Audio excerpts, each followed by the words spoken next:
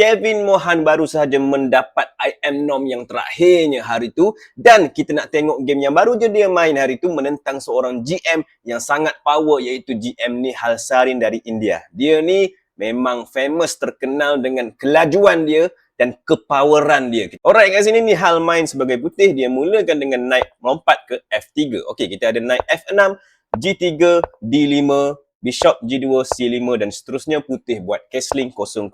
Ini adalah game bliss yang kita tak nak hurai terlalu mendalam lah. Kita nak enjoy. Okey, naik C6, D4 dan E6 kat sini.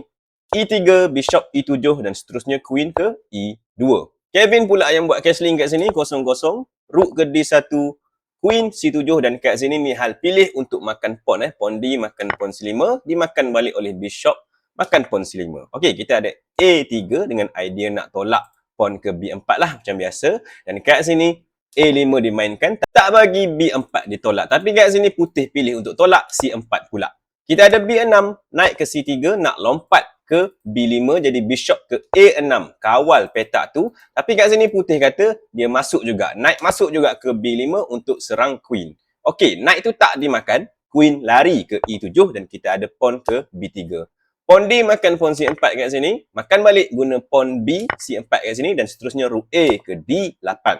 Kita ada Bishop ke B2, buka kawalan ke atas Rook dan seterusnya E5 oleh hitam. Naik D2, naik ke B8 dan naik ke B3. A4 serang naik kat situ dan naik makan saja Bishop di C5, Queen makan balik naik C5 dan kita ada pertukaran Rook pula.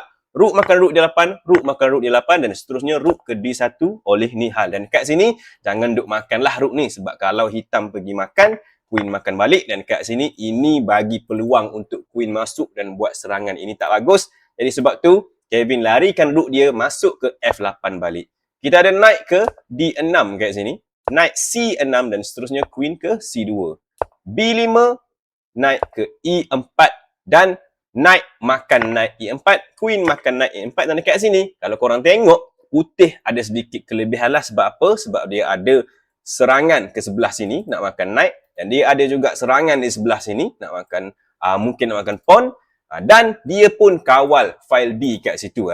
Jadi kat sini, disebabkan ada serangan ke atas naik, Kevin cubalah defend dengan Bishop ke B7. Dan kita ada satu gerakan bagus oleh Nihal, iaitu Rook masuk ke D5, serang Queen. Membenarkan Queen untuk makan dulu pawn di C4 sekejap. Okey, memang nampak macam percuma tapi tak pun. Sebab apa? Sebab kat sini Queen makan Queen dulu C4, kita ada pawn B makan balik Queen C4 dan Rook C5 dan kita dapat tengok ada serangan yang banyak lah, nak makan pawn ni, nak makan pawn ni, nak makan naik kat sini dan memang semua tu akan mati. Okey, Rook ke C8 pilihan hitam untuk kawal naik tu kat situ. Jadi Rook makan je pawn C4 dan seterusnya naik ke A5 serang Rook. Kat sini boleh je Nihal nak ambil Rook tu dan makan pawn di A4 ni, boleh, tak ada masalah.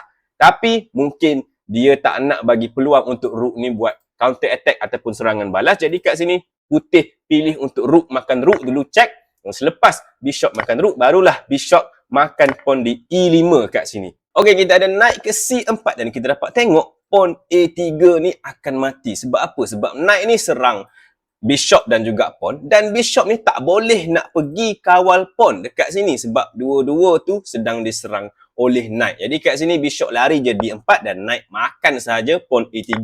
Tapi ini semua Nihal dah rancang. Dia kata memang pawn dia mati tapi pawn hitam pun akan mati. Dengan gerakan Bishop ke C6. Nak makan pawn tu memang tak boleh defend. Kat sini naik pergi ke C2 dan jangan gopoh. Kalau putih makan pawn ni di A4 ni, okey, naik akan makan Bishop tu dan selepas Bishop hilang, ya memang putih ada satu pawn lebih tapi ni tak cukup. Biasanya disebabkan dua Bishop ni sama warna, ini biasanya akan seri.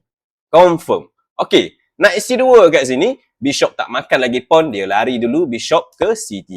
Dan kat sini memang pawn A tu tak boleh diselamatkan. Kalau dia cuba tolak ke depan nak selamat kat sini, ya, pawn ni selamat. Tapi naik pula tak selamat sebab Bishop E4, naik tak boleh lari, naik akan marah dekat pawn ni, kenapa kau halang aku? Okey, sebab tu selepas Bishop ke C3, kita ada naik ke A3 dan pawn A4 dimakan oleh Bishop. Okey, naik C4, Bishop B3, naik D6 lari, F3 mula untuk tolak pawn, majukan pawn ke depan sebab dia ada satu pawn. Dan kita dapat tengok dua bishop ni ada sedikit kelebihan untuk putih lah sebab dia boleh kawal kawasan luas dan boleh pergi mana-mana berbanding dengan satu bishop, satu knight.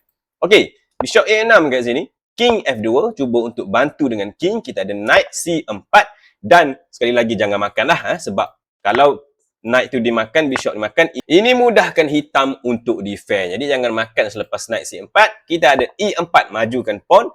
King F8, G4, F6, H4 dan seterusnya king ke E7. Bishop B4 check sikit. King lari ke E8, king G3, bishop B5. Bishop C2, knight ke B6, bishop ke C5, serang knight. Knight lari sambil serang bishop.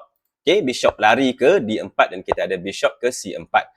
Bishop A4 kat sini ada buat pin, tak bagi knight tu bergerak. Jadi king lari ke E7, lari daripada pin. Dan G5 tolakkan oleh putih yang bagus kat sini. Sebab apa? Sebab idea putih, idea ni hal ialah dia nak jadikan pawn dia ni sebagai satu pas pawn yang tak ada halangan. Sekarang ni tak boleh nak maju sangat sebab ada pawn yang jaga. Jadi dia tolak kat sini untuk hilangkan pawn tu. Dan kat sini sepatutnya Kevin boleh mainkan knight ke F8 dan cuba untuk defend macam ni. Tapi disebabkan masa tak banyak, biasalah main blitz.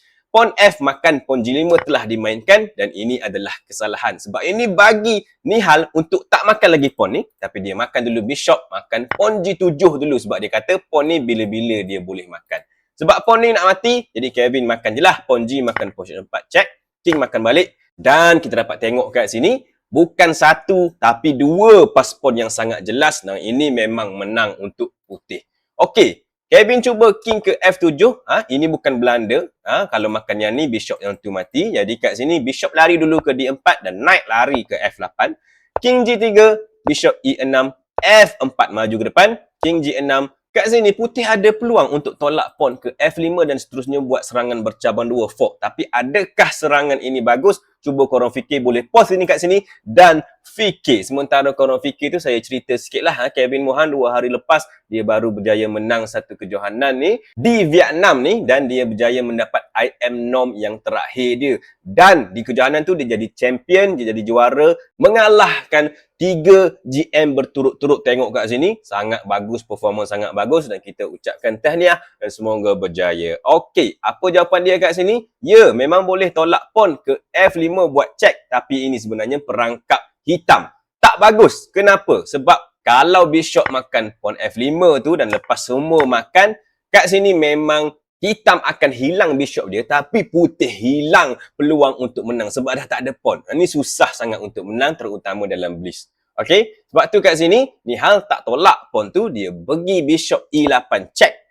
Paksa pergi ke H6 dan kita ada pawn F5 serang bishop. Bishop lari ke C4 dan king F4. Kita dapat tengok kat sini king hitam tersepit kat situ, tak boleh balik, kesian dia. Okey, diteruskan bishop ke B3, bishop C6, bishop F7, bishop C5 serang knight. Knight tak boleh lari, jadi king terpaksa ke G7 kawal dan kat sini E5. Tengok macam mana ni hal majukan pawn dia. Bishop C4 dan tibalah masa untuk bishop makan knight F8 check, king makan balik dan maju saja pawn E6 tutup peluang untuk bishop balik. Okey, king E7, king E5 dan kat sini H5 ditolak, cubaan terakhir dan selepas pawn F6 check dan kat sini Kevin terus resign dan menyerah kalah. Sebab apa? Sebab putih memang confirm menang lah kat sini. King larilah ke mana-mana tak kisah. Contoh kalau dia pergi ke D8, kita ada E7 check je, king lari dan selepas tu boleh tukar jadi queen.